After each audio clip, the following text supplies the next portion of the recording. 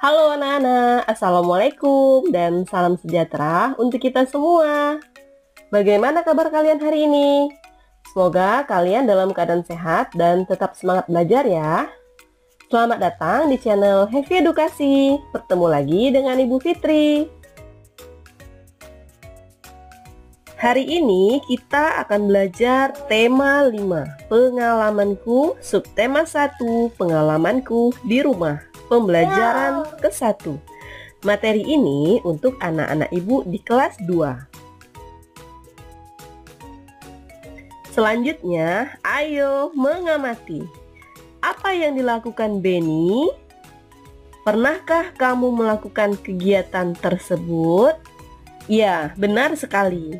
Yang dilakukan Benny adalah Benny sedang membantu ibunya mengambil jam dinding. Nah, pernahkah kamu melakukan kegiatan tersebut? Sekarang coba dengarkan teks cerita yang akan Ibu bacakan berikut ini. Liburan semester 1 telah usai. Saat liburan, Benny asik membantu di rumah. Benny membantu ibu, ayah, dan kakak. Benny membantu ibu memajang jam dinding. Benny membantu ayah memperbaiki motor. Benny membantu kakak membersihkan kamar. Jam dinding di rumah Benny mati. Ibu minta tolong Benny mengganti baterainya. Jam dinding terjatuh saat dijangkau. Benny minta maaf kepada ibunya. Selanjutnya, ayo mengamati. Dengarkan teks percakapan berikut. Benny, coba lihat jam dinding di rumah, nak. Ya, Bu. Benny melihat ke jam dinding. Wah, jarumnya berhenti bergerak, Bu. Kalau begitu, apa yang harus dilakukan? Benny harus mengganti baterai dengan yang baru, Bu. Maukah Benny mengganti baterainya? Mau, Bu. Kemudian, Benny naik di atas tangga. Hati-hati ya, nak. Ya, Bu. Kemudian, saat menjangkau jam dinding, Benny kurang hati-hati. Wah, jamnya retak. Maafkan Benny, Bu. Benny kurang hati-hati dalam mengambil jam dinding, sehingga jam dinding terjatuh. Ya, nak. Kedepannya, Benny harus lebih hati-hati dan tidak perlu tergesa-gesa. Nah, dari teks percakapan antara Benny dan ibunya yang sudah Ibu bacakan tadi, dapatkah kalian membuat pertanyaan dari percakapan tersebut?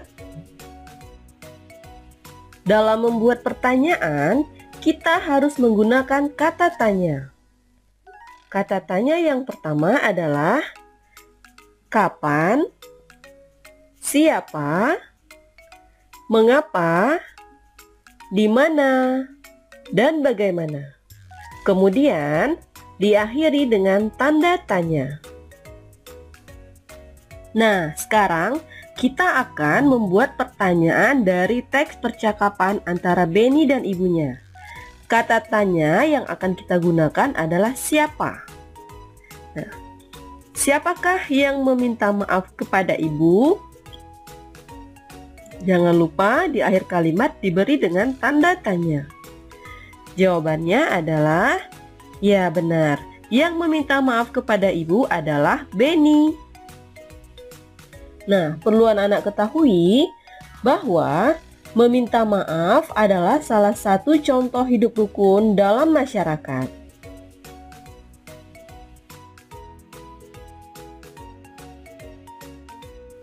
Selanjutnya, ayo menulis. Dengarkan percakapan berikut ini, kemudian jawablah pertanyaannya. Nomor 1. Apa yang terjadi dengan jam dinding? Jawabannya adalah jam dinding terjatuh. Nomor 2. Siapa yang mengambil jam dinding? Jawabannya adalah Benny. Selanjutnya nomor 3. Mengapa jam dinding jatuh? Jawabannya adalah karena Benny kurang hati-hati. Nomor 4. Bagaimana cara mengambil jam dinding? Jawabannya adalah menggunakan tangga. Nomor 5. Benny telah menjatuhkan jam dinding. Apa yang dilakukan Benny kepada ibunya? Jawabannya adalah minta maaf kepada ibunya. Dari pertanyaan yang sudah kita bahas tadi, kalian bisa mengisinya sesuai dengan pemahaman kalian masing-masing. Selanjutnya, ayo berlatih. Perhatikan gambar berikut ini. Maafkan Benny ya, Bu. Benny sudah menjatuhkan jam dinding. Jam dinding di rumah menjadi rusak. Ya, Nak, tidak apa-apa. Ibu sangat berterima kasih karena kamu sudah menolong Ibu. Lain kali hati-hati. Kamu tidak perlu tergesa-gesa. Gambar berikut menunjukkan sikap santun. Sikap Benny santun kepada ibunya. Latihlah dirimu seperti Benny kepada ibunya. Benny menggunakan bahasa yang santun dalam meminta maaf. Sekarang, ayo mengamati. Amatilah gambar berikut. Benny teringat tugas dari gurunya. Tugasnya mengukur panjang benda yang ada di rumah. Benny ingin mengukur panjang jam dinding. Berapakah panjang jam dinding ini? Sebutkan alat yang digunakan untuk mengukurnya. Alat yang digunakan adalah penggaris. Penggaris disebut juga dengan mistar. Pernahkah kamu menggunakan penggaris? Ya, jika pernah, sebutkan benda yang pernah diukur dengan penggaris. Benda yang bisa diukur dengan penggaris antara lain buku, pensil, jam dinding, kotak tisu, dan lain-lain. Sebutkan satuan ukuran yang ada di penggaris. Satuan ukuran yang ada di penggaris adalah sentimeter. Perhatikan percakapan berikut. Bu, apakah nama satuan pada penggaris? Benny lupa nama satuannya. Satuan ukuran pada penggaris adalah sentimeter. Sentimeter disingkat cm. Bagaimana cara menggunakannya, Bu? Cara menggunakannya adalah sebagai berikut. Ukur benda dimulai dari angka 0. Angka 0 pada penggaris harus lurus dengan pangkal benda. Terima kasih, Bu. Jadi, panjang jam dinding ini adalah 17 cm atau 17 cm.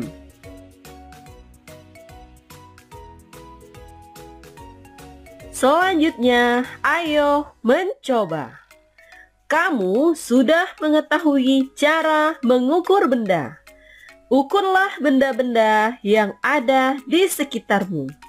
Gunakan penggaris untuk mengukurnya.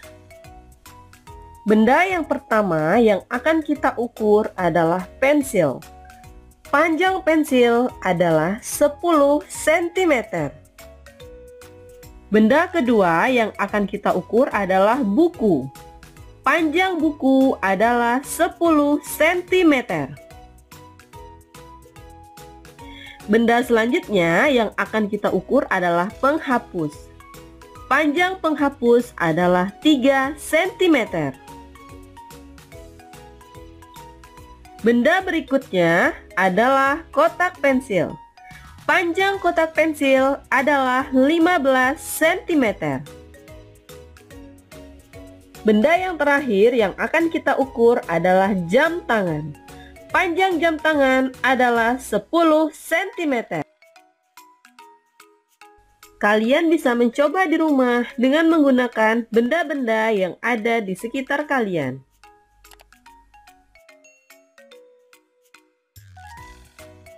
Selanjutnya, ayo berlatih. Kamu sudah dapat mengukur panjang benda di sekitarmu. Perhatikan gambar berikut. Pilihlah benda yang dapat diukur dengan penggaris. Kemudian berikan tanda centang pada gambar berikut. Benda yang dapat diukur dengan penggaris adalah: yang pertama, kotak tisu. Yang kedua, meja. Yang ketiga, figura atau lukisan. Dan yang keempat adalah akuarium.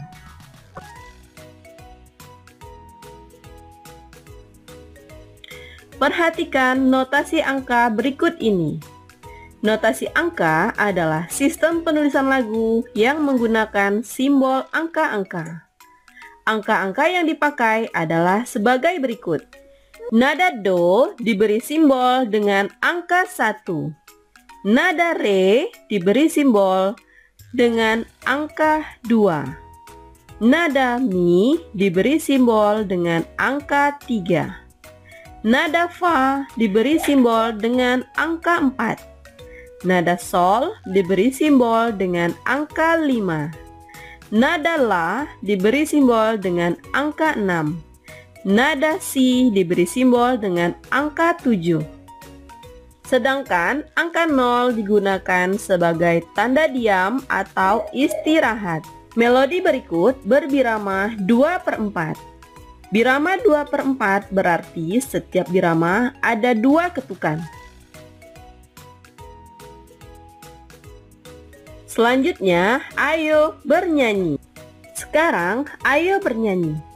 Mari kita nyanyikan bersama-sama lagu Pelangi-Pelangi ciptaan Ate Mahmud dengan nada dasar do sama dengan C, birama 2/4, tempo sedang. Perhatikan panjang dan pendek nadanya. Pelangi-pelangi alangkah indahmu, merah kuning hijau di langit yang biru, pelukismu agung, siapa gerangan, pelangi-pelangi ciptaan Tuhan. Setelah kita nyanyikan lagu Pelangi-Pelangi, tahukah kamu tekanan nada? Tekanan nada pada lagu ada 2, yaitu nada kuat dan nada lemah.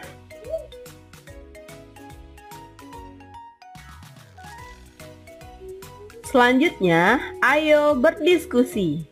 Kamu sudah mengetahui tekanan nada, baik nada kuat maupun lemah. Perhatikan kosakata pada teks lagu Pelangi-Pelangi. Coba tentukan panjang dan pendeknya bunyi. Pada lagu Pelangi-Pelangi, bunyi panjang terdapat pada kata yang berwarna merah. Sedangkan bunyi pendek terdapat pada kata yang berwarna biru. Selanjutnya, garis bawahi teks lagu tersebut. Bunyi panjang diberi garis warna merah, sedangkan bunyi pendek diberi garis dengan warna biru. Baiklah anak-anak, materi hari ini telah selesai. Semoga apa yang sudah Ibu sampaikan bisa dipahami dan bermanfaat untuk anak-anak. Terima kasih sudah menonton video ini sampai selesai. Assalamualaikum warahmatullahi wabarakatuh.